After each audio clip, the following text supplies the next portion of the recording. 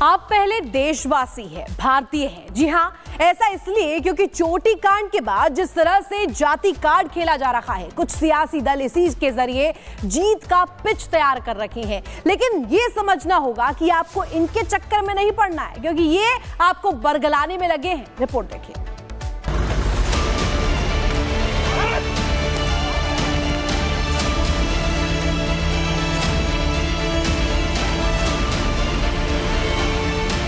इटावा चोटी कांड अब पूरी तरह से राजनीतिक कथा का हिस्सा बन गया है। पीडीए को साधने के लिए अखिलेश यादव इसमें खूब खाद पानी देने में जुटे हैं। 2027 के लिए मिले फ्री हिट के जरिए सपा मुखिया जीत का वो पिच तैयार करने की कोशिश में जुटे हैं कि साधु संतों पर बयान देने से भी परहेज नहीं कर रहे हैं। कई कथावाचक हैं जो 50 लाख रुपए लेते हैं। कोई किसी की हैसियत है कि धीरेन्द्र शास्त्री को बुला ले अपने घर कथा के लिए? कोई अंडर टेबल लेगा वो बाबा पैसे? आप पता करवा लीजिए, अंडर टेबल नहीं लेते हैं वो धीरेन्द्र शास्त्री। क्या कथा बाजने की पता कितनी कीमत होगी उनकी? फ्री थोड़े नहीं। इटावा में हुई छेड़छाड़ की घटना को पहले यादव वर्सेस ब्राह्मण का रंग दिया। कथावाचक विवाद को जातीय रंग देकर यूपी की राजनीति को गरमाने की वो कोशिश, जिससे 2027 का पिच सेट हो सके। लेकिन अब इस समीकरण में साधु संतों की एंट्री हो चुकी है, जिसकी शुरुआत कुछ इस तरह हुई। जो भी घटना इटावा की हुई है निश्चित रूप से निंदनीय है, घोर निंदनीय है। अगर उसने कुछ अपराध किया ही है तो हमको तत्क्षण कानून व्यवस्था न्यायपालिका की शरण लेनी चाहिए, ना कि खुद न्यायपालिका बनना चाहिए, ताकि विद्रोह उत्पन्न ना हो, जातिवाद ना बढ़े, और जो राजनेता वर्तमान में राजनीति के नाम पर रोटियां सेक रहे हैं उनको मुंह तोड़ जवाब मिल सके।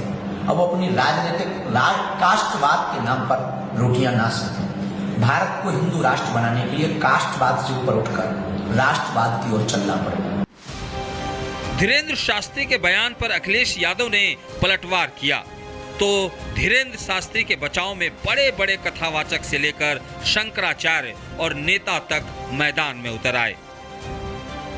एसपी का मतलब समाजवादी पार्टी नहीं, सनातन विरोधी पार्टी कर देना चाहिए, क्योंकि जिस प्रकार की टिप्पणी साधु संतों को लेकर समाजवादी पार्टी के अध्यक्ष अखिलेश यादव ने की है, पहले उन्होंने मठाधीश को माफिया बोला था, अब उन्होंने सनातन का एक बार फिर से स्लैंडर करते हुए, सनातन पर हमला करते हुए बोला है साधु संत अंडर द टेबल पैसे लेते हैं, घूस लेते हैं, ब्राइब लेते हैं। क्या किसी और धर्म के धर्मगुरुओं के बारे में ऐसे चीज बोली जा सकती है? सनातन के विरोध में बार बार जो बयान आता है वो एक सोची समझी स्ट्रेटेजी है। ये सहयोग नहीं, ये सोचा समझा वोट बैंक का उद्योग बन चुका है। एक गांव में घटना घटी और उसमें बड़े बड़े देश के बड़े नामचीन नेता आकर बयान दे रहे हैं, और वो जातियों के विरोध में बयान दे रहे हैं, और वो वही काम कर रहे हैं जो अंग्रेजों ने किया था। धर्म का पालन कीजिए और उन बेधर्मियों से लड़ने के लिए तैयार हो जाइए जो हमारे देश में जाति का जहर घोलकर, कई बड़े बड़े नेता हैं जाति के नाम पे कूद पड़े, बस चुनाव की सभाओं में बोल रहे हैं, चुनाव की एक कथा, अरे तुम्हारा इस नाम पे वोट लोगे? जाति को छुपा करके जाना धोखा देना है। तो जब धोखा देना है तो धोखा देने वाले को सम्मान करने का कैसे बनता है?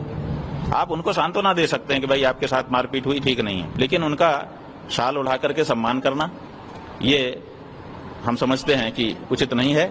ये ज्यादा है क्योंकि उन्होंने भी दोष किया है, गलती उनकी भी है, उनको अपनी जाति नहीं छुपाना चाहिए था।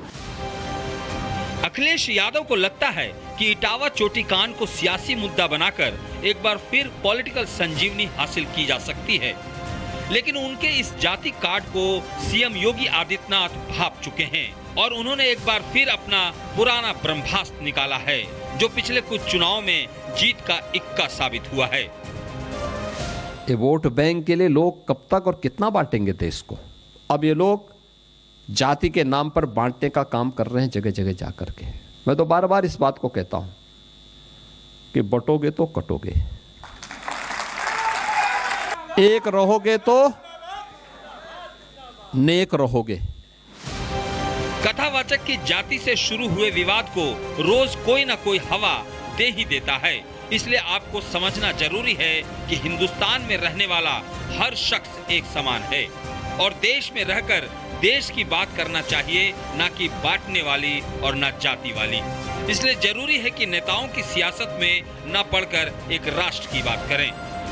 Bureau report, Republic Bharat. आप पहले देशवासी हैं, भारतीय हैं। जी हां, ऐसा इसलिए क्योंकि चोटी कांड के बाद जिस तरह से जाति कार्ड खेला जा रहा है, कुछ सियासी दल इसी के जरिए जीत का पिच तैयार कर रखे हैं। लेकिन ये समझना होगा कि आपको इनके चक्कर में नहीं पड़ना है, क्योंकि ये आपको बरगलाने में लगे हैं। रिपोर्ट देखिए।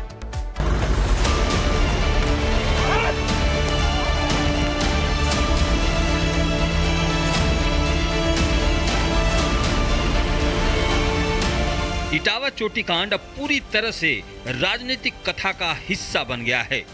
पीडीए को साधने के लिए अखिलेश यादव इसमें खूब खाद पानी देने में जुटे हैं।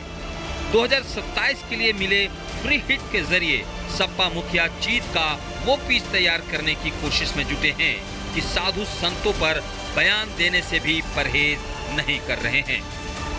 कई कथावाचक हैं जो 50 लाख रुपए लेते हैं।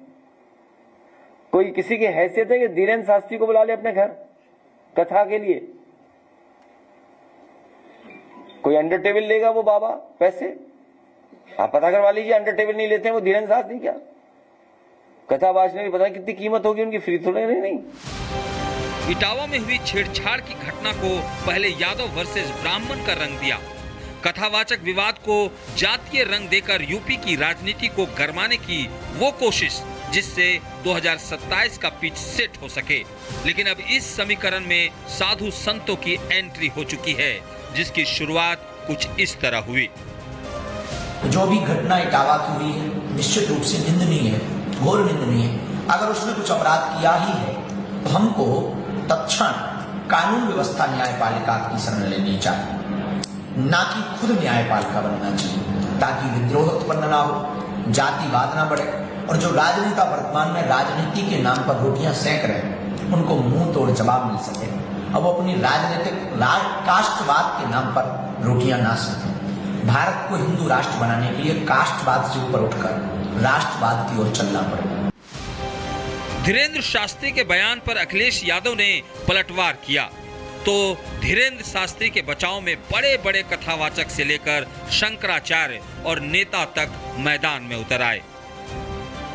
एसपी का मतलब समाजवादी पार्टी नहीं सनातन विरोधी पार्टी कर देना चाहिए, क्योंकि जिस प्रकार की टिप्पणी साधु संतों को लेकर समाजवादी पार्टी के अध्यक्ष अखिलेश यादव ने की है, पहले उन्होंने मठाधीश को माफिया बोला था, अब उन्होंने सनातन का एक बार फिर से स्लैंडर करते हुए, सनातन पर हमला करते हुए बोला है साधु संत अंडर द टेबल पैसे लेते हैं, घूस लेते हैं, ब्राइब लेते हैं। क्या किसी और धर्म के धर्मगुरुओं के बारे में ऐसे चीज बोली जा सकती है? सनातन के विरोध में बार बार जो बयान आता है वो एक सोची समझी स्ट्रेटेजी है।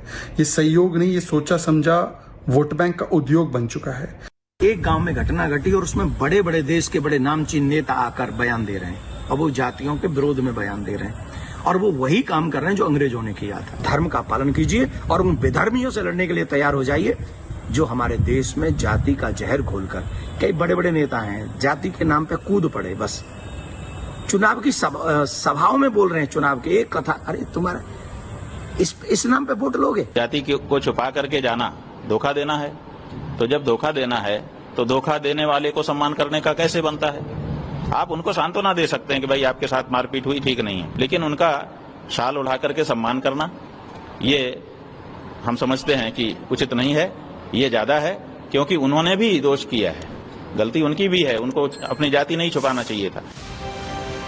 अखिलेश यादव को लगता है कि इटावा चोटी कांड को सियासी मुद्दा बनाकर एक बार फिर पॉलिटिकल संजीवनी हासिल की जा सकती है, लेकिन उनके इस जाति कार्ड को सीएम योगी आदित्यनाथ भांप चुके हैं और उन्होंने एक बार फिर अपना पुराना ब्रह्मास्त्र निकाला है, जो पिछले कुछ चुनाव में जीत का इक्का साबित हुआ है। ये वोट बैंक के लिए लोग कब तक और कितना बांटेंगे देश को? अब ये लोग जाति के नाम पर बांटने का काम कर रहे हैं जगह जगह जाकर के। मैं तो बार बार इस बात को कहता हूं कि बटोगे तो कटोगे, एक रहोगे तो नेक रहोगे। कथावाचक की जाति से शुरू हुए विवाद को रोज कोई ना कोई हवा दे ही देता है, इसलिए आपको समझना जरूरी है कि हिंदुस्तान में रहने वाला हर शख्स एक समान है और देश में रहकर देश की बात करना चाहिए, ना कि बांटने वाली और ना जाति वाली।